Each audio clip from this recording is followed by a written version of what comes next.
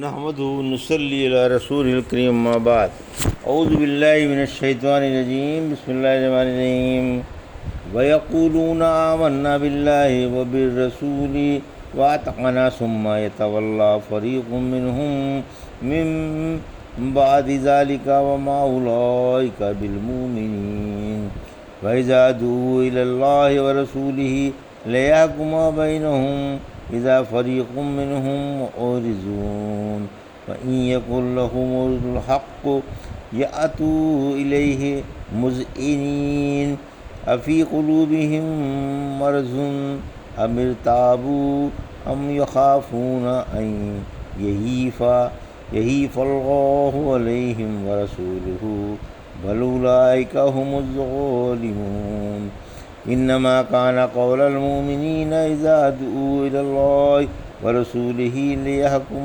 بينهم أن يقولوا سمعنا وأطعنا وأولئك هم المفلحون ومن يطع الله ورسوله ويخش الله ويتقه فأولئك هم الفائزون۔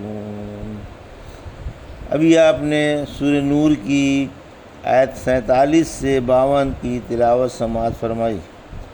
ان آیتوں کا ترجمہ اور تفسیر اس طرح ہے: وَيَقُولُونَ آمَنَّا بِاللَّهِ وَبِالرَّسُولِ وَأَطَعْنَا ثُمَّ يَتَوَلَّىٰ فَرِيقٌ مِّنْهُم مِّن بَعْدِ ذَٰلِكَ وَمَا أُولَٰئِكَ بِالْمُؤْمِنِينَ آیت 47۔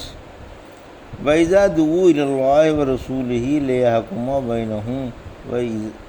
بَيْنَهُمْ إِذَا فَرِيقٌ مِّنْهُم مُّعْرِضُونَ آیت 48۔ وَإِن يَكُن لَّهُمُ الْحَقُّ يَأْتُوا إِلَيْهِ مُذْعِنِينَ آیت 49۔ أَفِي قُلُوبِهِم مَّرَضٌ أَمِ ارْتَابُوا أَمْ يَخَافُونَ أَن يَهِيفَ اللَّهُ عَلَيْهِمْ وَرَسُولُهُ بَلْ أُولَٰئِكَ هُمُ الظَّالِمُونَ آیت 50۔ انما كان قول المؤمنين اذا دعوا الى الله ورسوله ليحكم بينهم ان يقولوا سمعنا واطعنا واولئك هم المفلحون آیت 51۔ ومن يطع الله ورسوله ويخش الله ويتقه فاولئك هم الفائزون آیت 52۔ ترجمہ: یہ کہتے ہیں کہ ہم اللہ پر اور رسول پر ایمان لے آئے اور اطاعت والے بن گئے، پھر اس کے بعد ان میں سے ایک گروہ پھر جاتا ہے اور یہ ایمان والے ہی نہیں۔ جب انہیں اللہ کی اور اس کے رسول کی طرف بلایا جاتا ہے تاکہ اللہ کا رسول ان کے جھگڑوں کا فیصلہ فرما دے تو فوراً ان کی ایک جماعت اعراض کرنے لگتی ہے، اور اگر انہیں کوئی حق پہنچنے والا ہو تو آپ کی طرف سر جھکائے چلے آتے ہیں۔ کیا ان کے دلوں میں روگ ہے یا متردد ہیں یا اس بات کا ڈر ہے کہ ان پر اللہ اور اس کا رسول ظلم فرمائے گا؟ نہیں، بلکہ یہی بے انصاف ہیں۔ ایمان والوں کو جب اللہ کی راہ اور اس کے رسول کی طرف بلایا جاتا ہے کہ رسول ان کے جھگڑے چکا دے تو ان کا قول یہی ہوتا ہے کہ وہ عرض کرتے ہیں کہ ہم نے سن لیا اور اطاعت پر راضی ہو گئے۔ یہی کامرانی حاصل کرنے والے ہیں، اور جو اللہ کی اور اس کے رسول کی اطاعت کریں اور اللہ سے ڈرتے رہیں اور اس کا دلوں میں خوف رکھیں وہی کامیاب ہوں گے۔ یہ تھا ترجمہ سورہ نور کی آیت 47 سے 52 کا تفسیر۔ آیت 47۔ منافقوں کی گندی عادتیں۔ منافقوں کی عادتوں کا بیان ہے جن کی زبانوں پر کچھ ہوتا ہے اور دلوں میں کچھ۔ زبانوں سے تو اقرار کرتے ہیں کہ ہمارا اللہ پر اور اس کے رسول پر ایمان ہے اور ہم ان کے مطیع منقاد ہیں، مگر اقرار کے باوجود ان میں سے ایک جماعت منہ موڑنے لگتی ہے، اپنے عملوں سے اپنا اقرار ٹھکرا دیتی ہے، جو کہتی ہے وہ کرتی نہیں، کیونکہ دلوں میں ایمان کے بجائے نفاق ہے، اس لیے یہ مومن نہیں ہے۔ آیت 48۔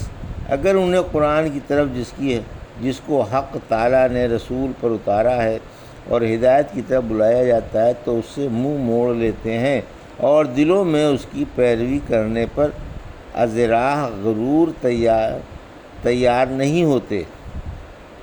دوسری جگہ فرمایا سورہ نساء کی آیت 60 اور 61 میں، کیا آپ نے انہیں نہیں دیکھا جن کا گمان ہے کہ ان کا آپ کی اور تمام نبیوں کی کتابوں پر ایمان ہے؟ یہ اپنے مقدمے شیطان کے پاس لے جانا چاہتے ہیں، حالانکہ انہیں اس کے نہ ماننے کا حکم ہے، اور شیطان انہیں بہکا کر بہت دور لے جانا چاہتا ہے۔ اور جب ان سے کہا جاتا ہے کہ اس حکم کی طرف آؤ جو اللہ نے اتارا ہے اور رسول کی طرف بھی، تو آپ منافقوں کو دیکھیں گے کہ وہ آپ سے اعراض کر رہے ہوں گے۔ آیت 49، یعنی جب انہیں اپنا فائدہ دکھائی دیتا ہے تو خوشی خوشی گردن جھکائے چلے آتے ہیں، اور حاکم کے فیصلے کو سن کر بڑی خوشی سے سر تسلیم خم کر لیتے ہیں، اور جب ان کا نفع نہ ہو اور فیصلہ ان کی خواہشوں کے خلاف پڑتا ہو تو پھر مڑ کر بھی اس کی طرف نہیں دیکھتے، اور غیروں کے پاس مقدمے لے جاتے ہیں تاکہ ان کے پاس ان کی دروغ گوئی کو فروغ ہو۔ معلوم ہوا کہ رسول کے فیصلے پر شروع میں ان کا سر تسلیم خم کر دینا حق کی خاطر نہ تھا، بلکہ خواہش کے مطابق ہونے کی وجہ سے تھا۔ اس لیے جب ان کی خواہشیں حق کے مخالف پڑیں تو دوسروں کے پاس فیصلے لے گئے۔ آیت 50، یعنی دو باتوں میں سے ایک بات ضرور ہے، یا تو ان کے دلوں میں روگ ہے اور دین کے معاملے میں شک و تردد ہے، یا اللہ کی اور اس کے رسول صلی اللہ علیہ وسلم کی طرف سے انہیں اپنی حق تلفی کا خطرہ ہے۔ بہرحال جو بھی ہو، ہر صورت میں سراسر کفر ہے۔ یہی لوگ غیر انصاف پسند ہیں۔ حق تعالیٰ کو ایک ایک کی خبر ہے اور ان کی دلی باتوں کی بھی۔ ظالم فاجر ہی ہیں، اللہ اور اس کا رسول ظلم و فجور سے پاک و صاف ہے۔ آیت 51، مومنوں کی اچھی عادتوں کا بیان۔ اس آیت میں ایمان والوں کی عادتوں کا بیان ہے جو اللہ کی اور اس کے رسول صلی اللہ علیہ وسلم کی آواز پر لبیک کہتے ہیں اور بحرز کتاب اللہ اور سنت رسول اللہ کے کسی اور راہ کی تلاش نہیں کرتے۔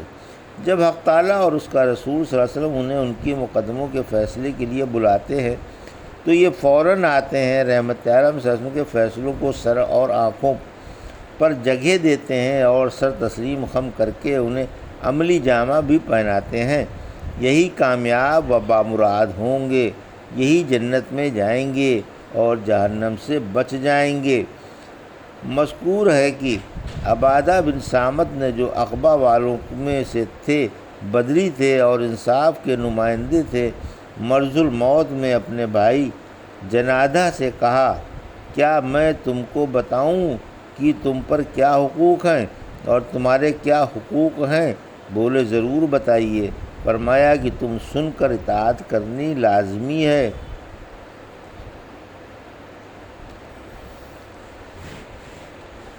خواہ تمہیں اس بات میں آسانی ہو یا دشواری، خواہ وہ بات اچھی معلوم ہو یا بری، خواہ کسی کو تم پر ترجیح کیوں نہ دی جائے، اور زبان کو انصاف پر قائم رکھنا ضروری ہے۔ حاکموں سے جھگڑا نہ کرنا، البتہ اگر وہ کھلم کھلا اللہ کی نافرمانی کا حکم دیں تو جو بات اللہ کی کتاب کے مخالف ہو اس میں کتاب کی پیروی کرنا۔ ابو درداء رضی اللہ تعالیٰ فرماتے ہیں،